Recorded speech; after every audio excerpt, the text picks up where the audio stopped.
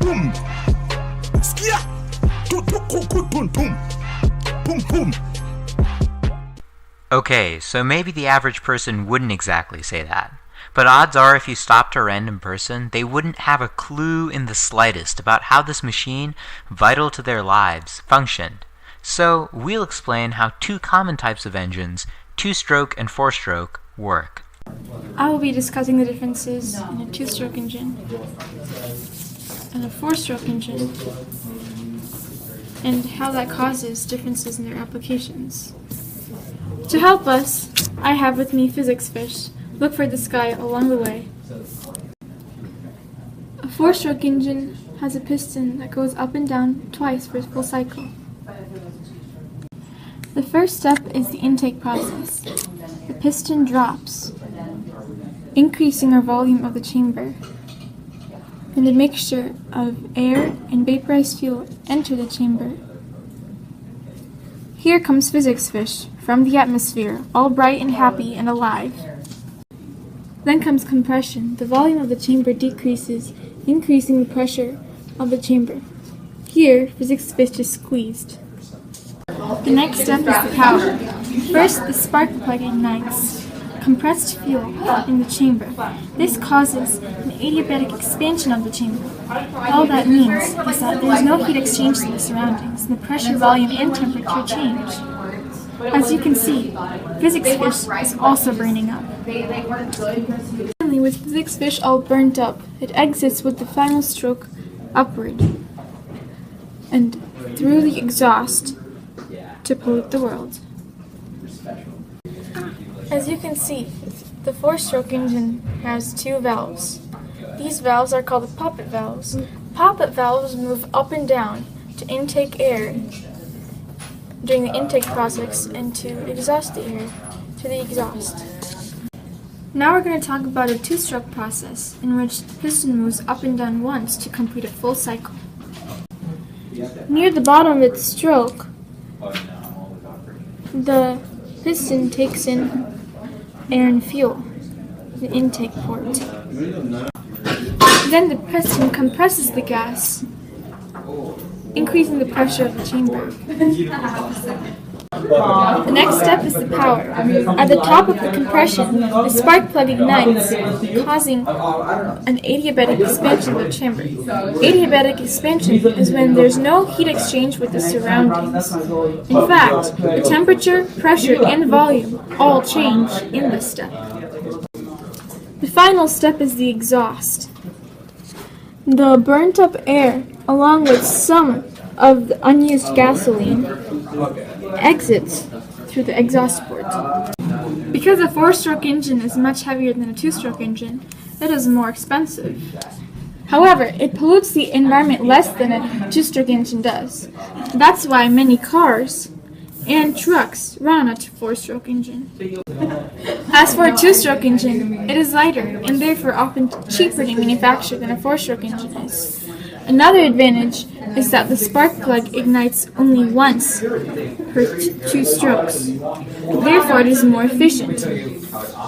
However, because it exhausts some unused fuel, it causes more pollution.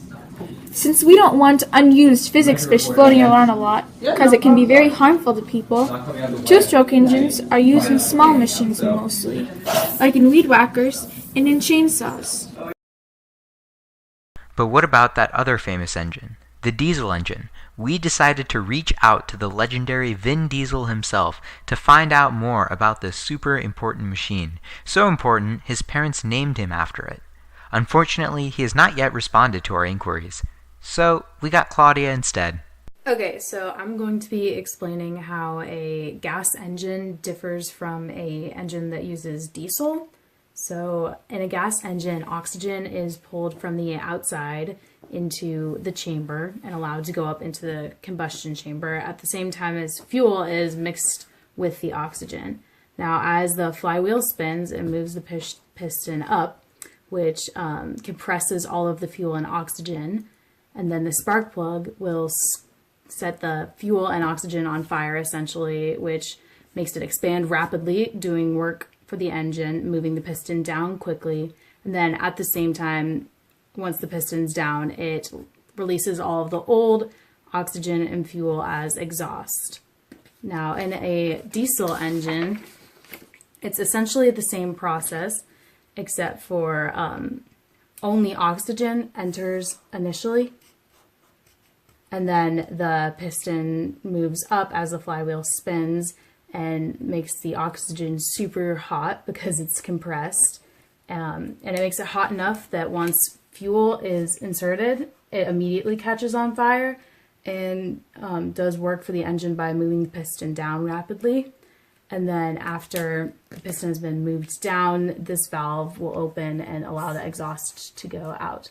So the diesel engine is a bit more efficient because it doesn't require the spark plug, and it can do both, allowing the oxygen and fuel to enter as well as exhaust at the same time without running the risk of allowing too much fuel to go out the exhaust before it can be ignited.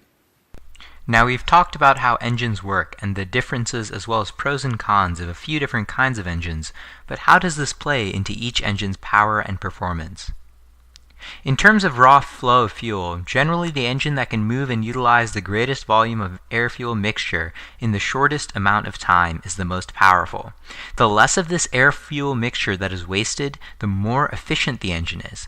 Thus, although we often talked about how simple two-stroke engines may lose a lot of their fuel without using it, and how four-stroke engines generate less power than equivalent two-stroke engines, there are many new modern takes on these basic engine designs that try to address these problems in different ways and make engines more powerful and efficient. One major thing to consider when looking at any engine is the volume of the cylinders. The displacement of a cylinder, or the volume that the piston travels through as the crankshaft turns, is key when trying to figure out how much power an engine produces. In general, with engines that have the same design, the more volume the cylinder has, the more gasoline can be used in a cycle, and the more power can be generated. However, even more important than this is to consider, for modern engines, the power per unit volume of displacement. The more power that can be generated from a certain amount of displacement, the more efficient and more powerful an engine is, even if it's smaller or is taking in less gasoline than another engine. For example, by relocating the position of the pistons in relation to the valves and altering the way in which the camshaft allowed the air-fuel mixture to enter and exit and exhaust from the engine efficiencies in modern cars have been greatly improved, and the power per volume increased as well. Some engines even have multiple input and output valves per cylinder, further improving and concentrating the power per piston. Other inventions, such as superchargers, greatly improve the engine efficiency by increasing the amount of air that an engine takes in, compared to if it were just taking in air passively from the atmosphere. By using a compressor, it is able to greatly increase flow and volumetric efficiency, similarly to how a turbocharger does so with exhaust. In short, engines come in as many shapes and sizes as the wide variety of things that they are used for. Although the basics of engine function and the thermodynamics behind engines are the same, with modern engineering there are a wide variety of different tricks and innovations that are used to increase engine efficiency and power, to get better results out of these vital machines. We hope you found this journey into the world of engines interesting, and that if someone were to ask you how an engine works, or what it does, you now would have a better answer than The thing goes skraa, pop, pop, pop, pop, pop. Skitty kid pop, pop. And the poop poop doo boom. Skia, do do cool cool boom boom. Boom boom. Okay, go. Okay, wait. He hit it. He was like, Hey, keep on doing it. it's working. Okay, come on. I'm trying. I believe in you, Claudia. Claudia, Wait. a screw right there.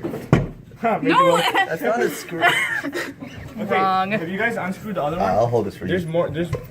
Yeah, but this should. Hey, Thank you. in the vid. We don't want you in the vid. Oh, weird, like it's your video. Yeah, it is now. Okay, good. I'll take it over. You gotta put. Oh wait, no, I'm okay. Yeah, you do this the one's other. just really hard. Okay. Grind your little thing. Just grind this into it. Yeah, other You way. need to do a lot of editing, Ayush. Oh, this is. Yeah. Where's the objective of this video? Oh, that's not mine. But yeah, whenever I see you in this class, like sitting in that table, it seems like you just feel like so like you're just hiding your. What? You're hiding a feeling of you're hiding a feeling of sort of like fear or something because you're sitting. Fear? Like, like What? four boys who just like. I'm so scared of you guys. Yeah. Yeah. I would not want to get in a fist fight with any What one are of you. guys? Gang up about Claudia. Oh yeah. Every day in this Anytime class. she doesn't agree with us, Oh no! Yeah. you wrong, Claudia. Oh yeah, totally. I mean, you saw how how quickly I unscrewed that. Yeah. You'd be in trouble if I were to like Come at me with a screwdriver. hit the top. Efficiency of an That's my engine, dream. dude. The classic. Because a 4-stroke engine is heavier than a 2-stroke engine, it is more expensive. That's supposed to be the other way.